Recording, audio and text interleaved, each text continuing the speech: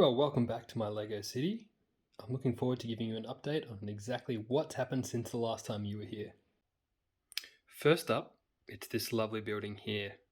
Now, it's been inspired by the Grand Budapest Hotel from the film of the same name, but mine's a little bit different.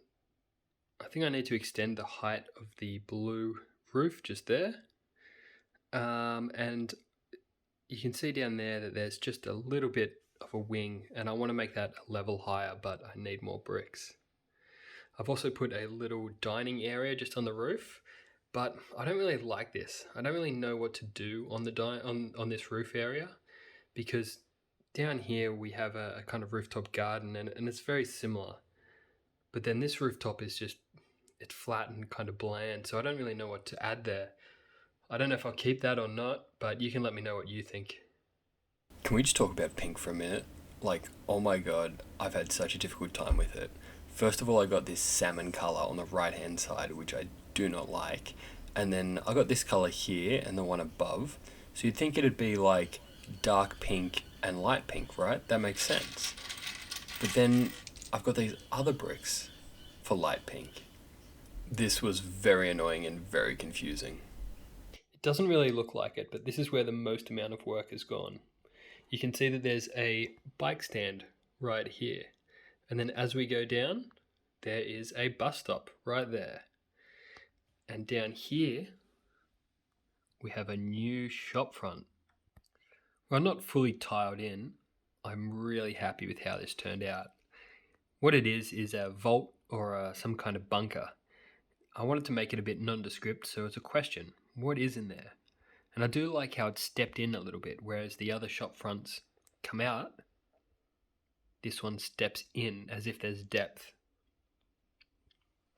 What could be inside there? Now, I spent so long trying to get this all flat and secure along here. The way I had it built originally, it was just off center and other parts were level and the whole kind of road had a tilt on it. But I've spent a lot of time trying to figure out exactly how high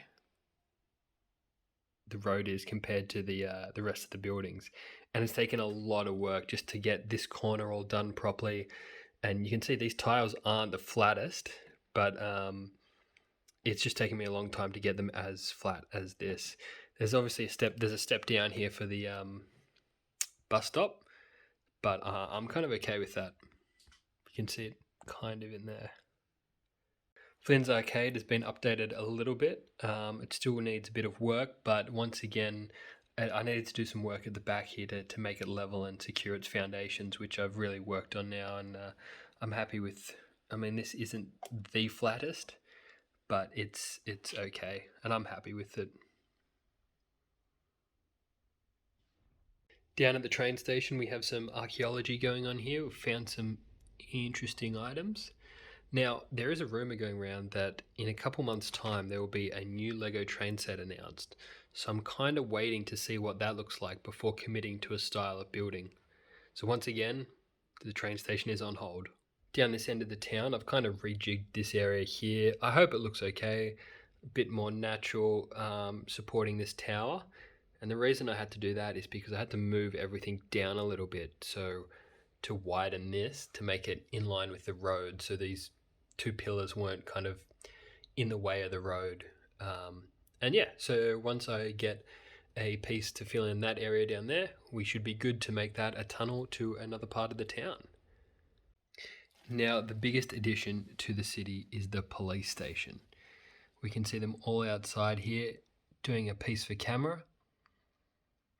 There's also the donut shop on the left and the newsstand over here on the right. Now, the crane is still there because I'm not finished with this building yet. Ideally, I'd love to make it an extra level higher, an extra story add-on there. I think it'd look great, but obviously I need the pieces for that.